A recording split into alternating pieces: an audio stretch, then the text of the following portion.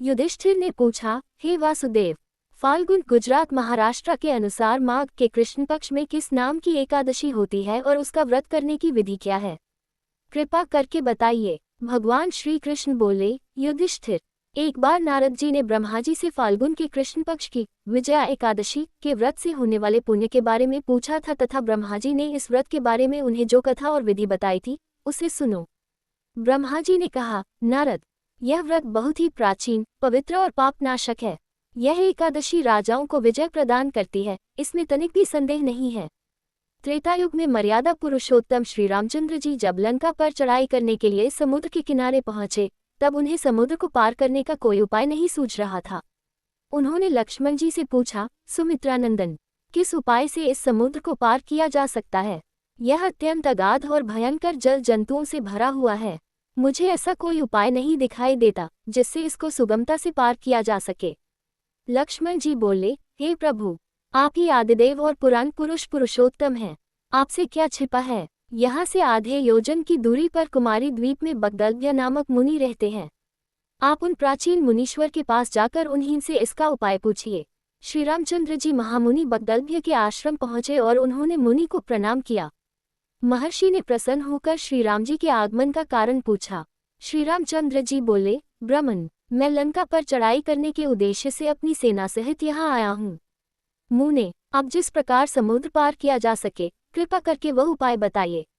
बगदलभ्य मुनि ने कहा, हे श्री राम जी, फाल्गुन के कृष्ण पक्ष में जो विजया नाम की एकादशी होती है, उसका व्रत करने से आपकी विजय होगी। निश्चय ही आप अपनी वानर सेना के साथ समुद्र को पार कर लेंगे। राजन, अब इस व्रत की फलदायक विधि सुनिए।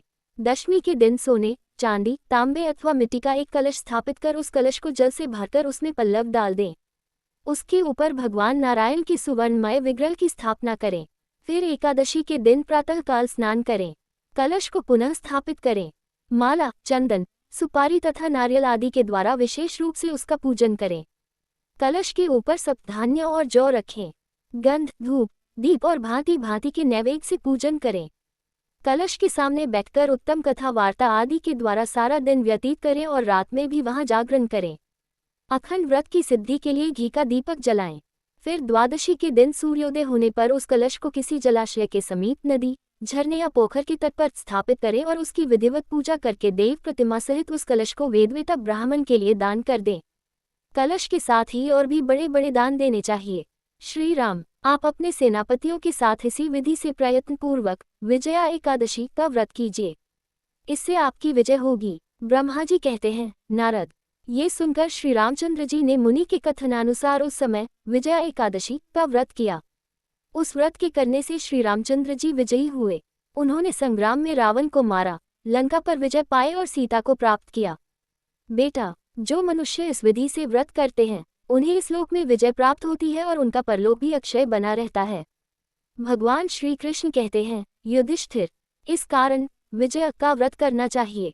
इस प्रसंग को पढ़ने और सुनने से वाजपेयी यज्ञ का फल मिलता है।